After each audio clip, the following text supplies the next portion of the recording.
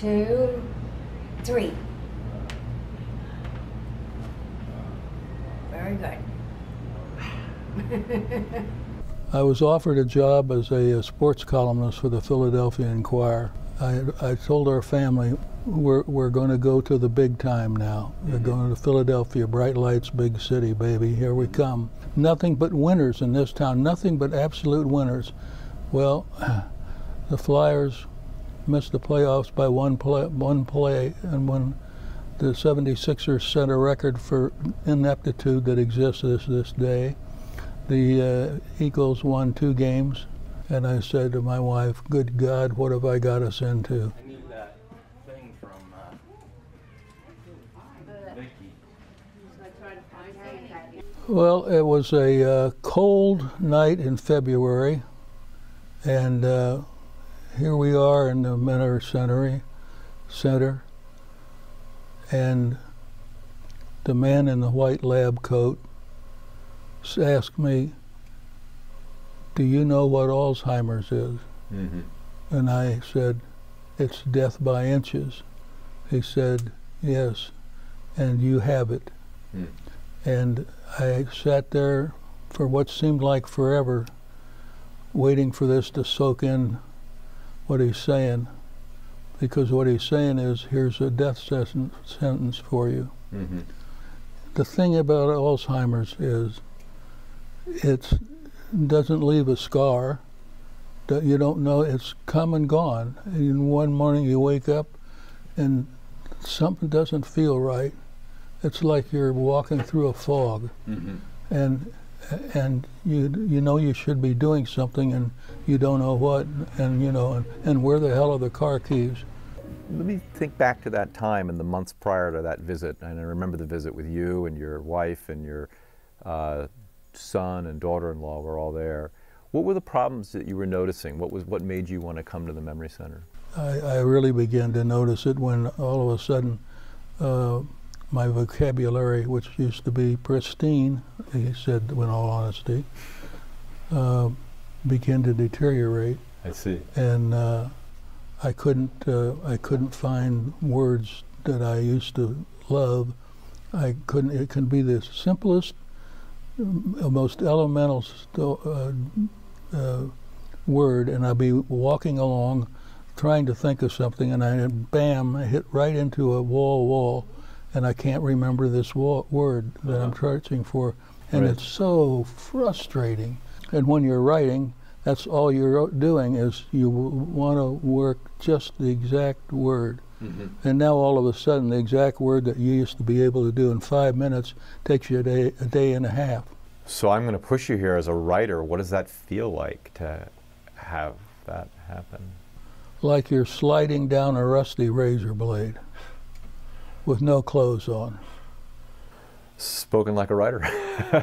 Yeah, well, once in a while, the thing up here, that 3 pounds of gray matter, will let something in. I wanted to pick up on this idea of being a patient.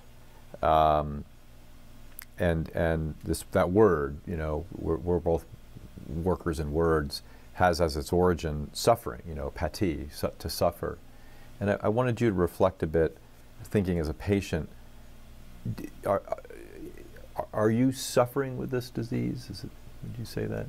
Well, I'm certainly not thriving on it, but thinking about it, yeah. But the same token, I want to fight. Mm-hmm. I want to fight like I did the first time they said, here's your death sentence. Right. I want to, if you're going to be a patient, I'm going to be the best goddamn patient there ever has been. Mm-hmm. Mm-hmm.